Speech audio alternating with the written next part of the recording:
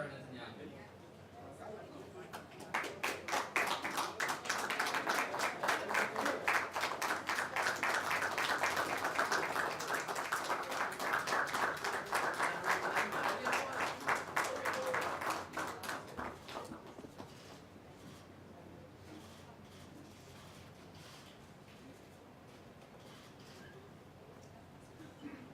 Ladies and gentlemen, please rise and welcome the President of the United States, Mr. Donald Trump, and the Prime Minister of the State of Israel, Mr. Benjamin Netanyahu.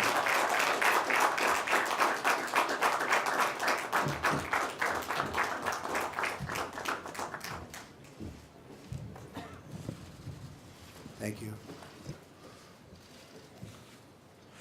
President Trump, Donald, Sarah and I are absolutely delighted to welcome you and Melania to the Prime Minister's residence in Jerusalem, the eternal capital of the Jewish people, the united capital of the Jewish state. We've known each other for many years, and it's always good to see you.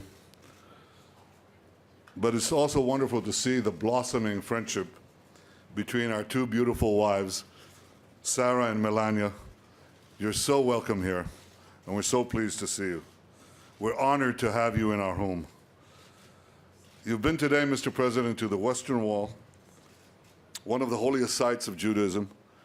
You've been to the Church of the Holy Sepulchre, one of the holiest sites of Christianity. We protect the Christian sites as no one else does anywhere in this region. We protect Christian sites, Muslim sites, obviously Jewish sites. We're committed to the freedom of all faiths and to the rights of all. Mr. President, I appreciate the fact that you went to the Western Wall and you're the first acting president who's done that. The people of Israel applaud you for it.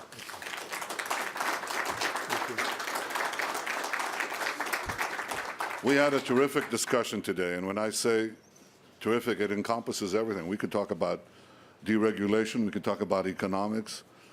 I think we quote each other. We understand each other and so much of the things that we wish to accomplish for both our countries. But I want to thank you especially today for your deep commitment to Israel's security, its well-being, and its future. I have no doubt that as we work together, you and I, the alliance between our countries will grow ever stronger. I want you to know how much we appreciate the change in American policy on Iran, which you enunciated so clearly just an hour ago. I want you to know how much we appreciate your bold decision to act against the use of chemical weapons in Syria. And I want to tell you also how much we appreciate the reassertion of American leadership in the Middle East. I look forward to working closely with you to confront the dangers we face together in this violent and volatile Middle East. I believe that together we could roll back Iran's march of aggression and terror in this region, and we can thwart Iran's unbridled ambition to become a nuclear weapon state. I also look forward to working closely with you to advance peace in our region, because you have noted so succinctly that common dangers are turning former enemies into partners. And that's where we see something new and potentially something very promising. It won't be simple, but for the first time in many years, and Mr. President, for the first time in my lifetime, I see a real hope for change.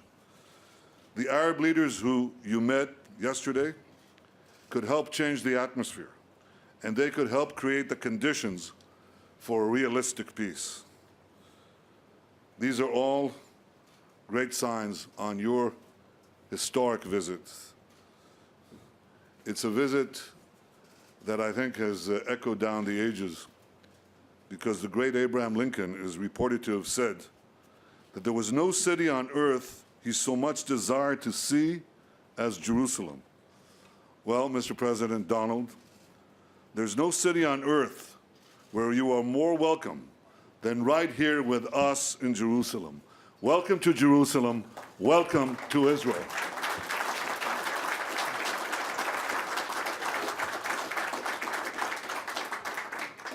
Thank you very much, and it's a great honor to be with my good friend, Prime Minister Netanyahu, and of course, Sarah, thank you.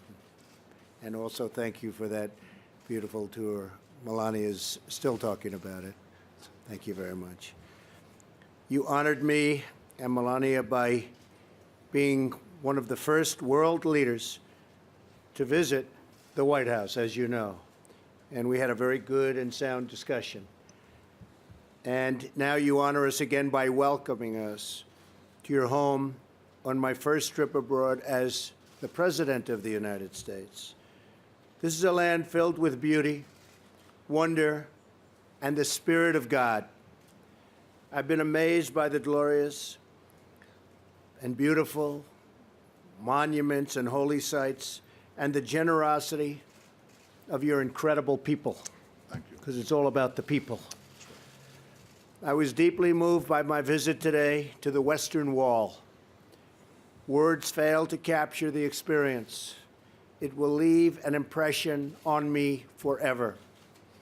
Today, we reaffirm the unbreakable bond of friendship between Israel and the United States, a friendship built on our shared love of freedom, our shared belief in human dignity, and our shared hope for an Israel at lasting peace. We want Israel to have peace. But we are more than friends. We are great allies. We have so many opportunities in front of us. But we must seize them together. We must take advantage of the situation. And there are many, many things that can happen now that would never have been able to happen before, and we understand that very well. That includes advancing prosperity, defeating the evils of terrorism, and facing the threat of an Iranian regime that is threatening the region and causing so much violence and suffering. During my travels, I have seen many hopeful signs that lead me to believe that we can truly achieve a more peaceful future for this region and for people of all faiths and all beliefs, and frankly, all over the world. In my visit to Saudi Arabia, I met with many leaders of the Arab and Muslim world, including King Solomon, who treated us so beautifully and really wants to see great things happen for the world. He really does. I got to know him well, and he really does. These leaders voice concerns we all share about ISIS, about Iran's rising ambitions and rolling back its gains, and about the menace of extremism that has spread through too many parts of the Muslim world.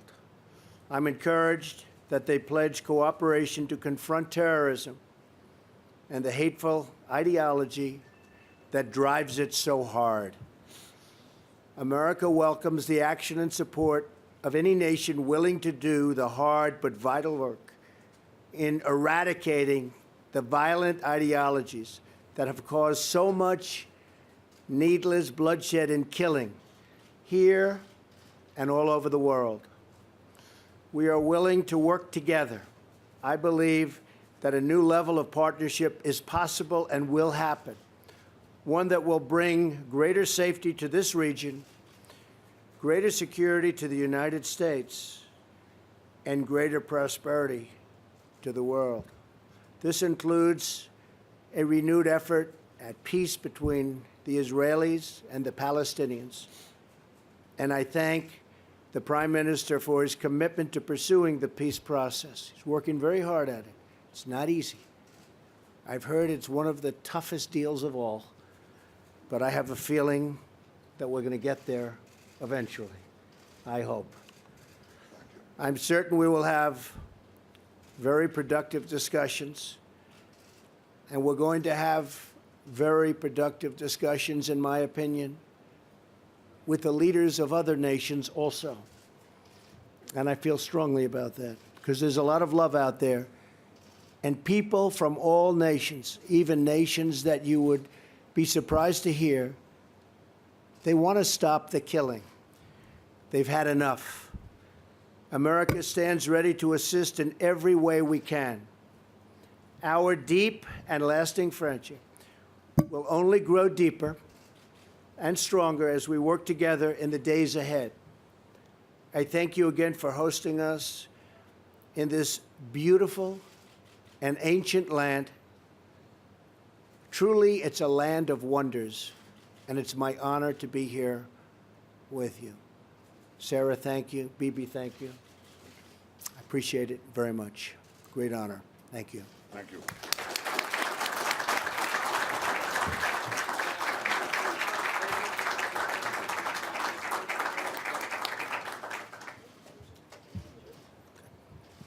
Where would you like us to stand?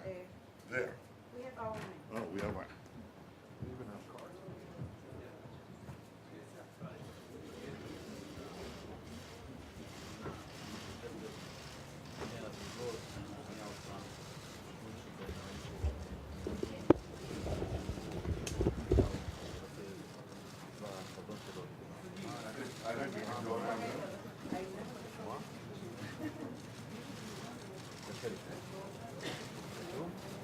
Thank you very much. Thank you.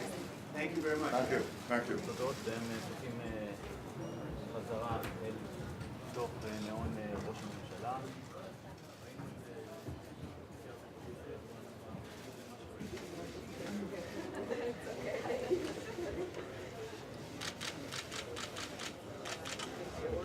I want to close the door.